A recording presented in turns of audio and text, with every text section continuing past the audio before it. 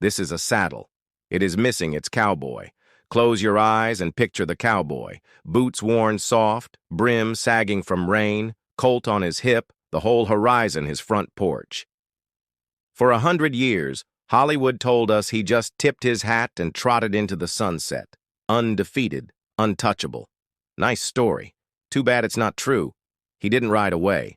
He was erased. No blazing gunfight, no posse on his tail, just 3 quiet inventions, steel rails, twisted wire, and a stack of numbers on a ledger. In one short generation, they wiped the job off the face of the earth. The West wasn't won, it was wired shut. Between 1867 and 1885, the open range ran from Texas brush to Dakota sky, and the cowboy was king. 10-hour days in the saddle, blanket on the ground, lightning, stampedes, Comanche raids, all for $30 a month and whatever beans the chuck wagon spilled. Still, it felt like freedom with a capital F. No fences, no clocks, just grass, water, and a brand smeared on a hip.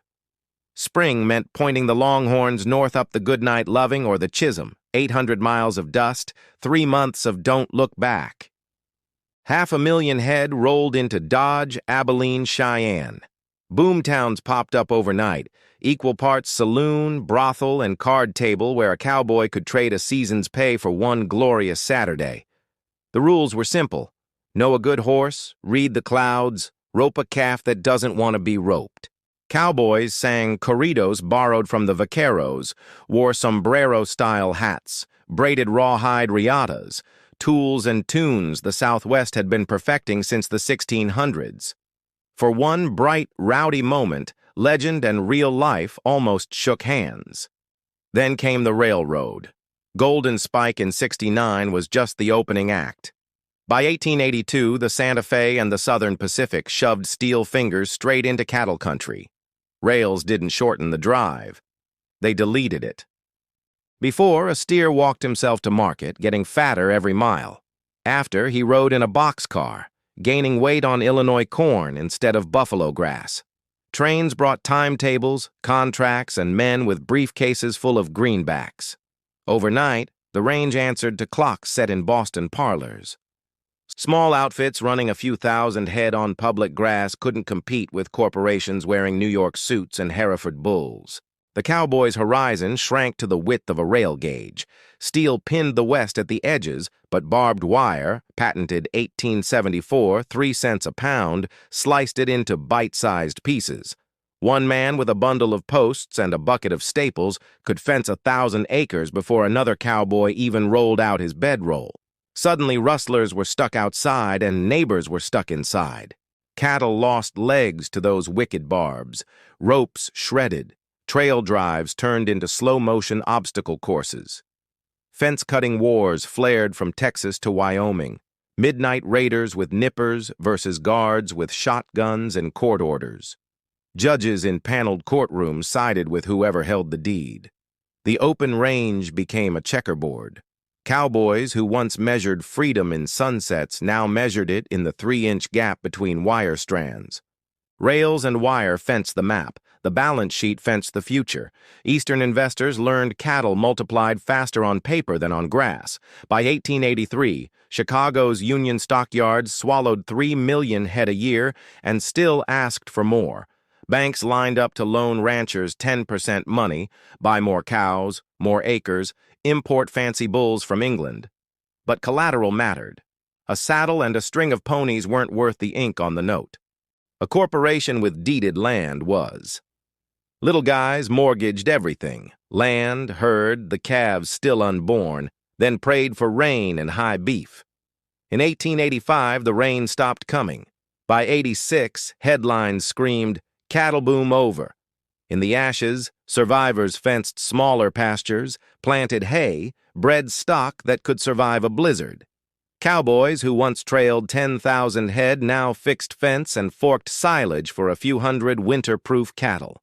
The open range kingdom was dead, buried under snow and silence. By 1895, the classic cowboy, the drifting rider who answered only to the stars, had vanished. He'd lost to spreadsheets and schedules, to train timetables and fence posts.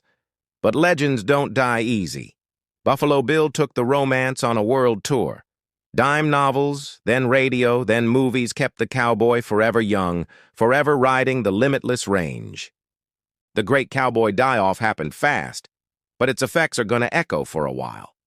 So let's talk about how the death of the cowboy impacted our culture, starting with the most obvious, our clothes. Wrangler jeans, Stetsons, bandanas, 10-gallon hats, pointed toes, silver conchos. Most of our favorite Western wear actually originated with city slickers and socialites back east. You see, the 1870s were all about looking down on farmers and cowboys. So the wealthy started wearing what they called Western-style clothing as a form of conspicuous consumption. You might say they were the original posers.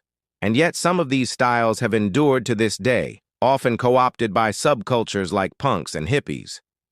We're even responsible for some of the most iconic Hollywood looks like John Wayne's dusty Stetson and, of course, Indiana Jones's signature whip. Some folks take this appropriation pretty seriously, too, which can make shopping for Western wear a little fraught. If you're curious about cultural appropriation and cultural appreciation when it comes to Native American jewelry, check out this video here. It also gave us some of our favorite food, from chili to barbecue to biscuits and gravy. Much like fashion, cowboy cuisine had humble beginnings as frontier cooking, but quickly got co-opted by city slickers. It's hard to imagine today, but Tex-Mex cuisine actually started out as a mashup of indigenous cooking and the Spanish and Mexican cuisines of the Southwest. Foods like tacos and tortillas predate cowboys by centuries, but when cattle ranching became big business, people living along the frontier needed quick, hearty meals that would sustain them through long days of work. They combined ingredients from various cultures to create new dishes like chili con carne. Today, Tex-Mex is a multi-billion-dollar industry. So the next time you're craving a burrito bowl, remember it could have been a cowboy. We've got to thank the railroad for a lot of things, like transcontinental travel, the end of isolation for many Native American tribes, and a way to transport goods like lumber and grain to eastern markets. Basically, without trains, the U.S. wouldn't have become the powerhouse it did during the Industrial Revolution. But it's hard to deny that it also helped lead to the end of the Wild West. So if you're feeling grateful for the convenience that the Transcontinental Railroad brought to America, you might want to show your support by watching this video. And while you're at it, don't forget to subscribe so you never miss an epic historical story.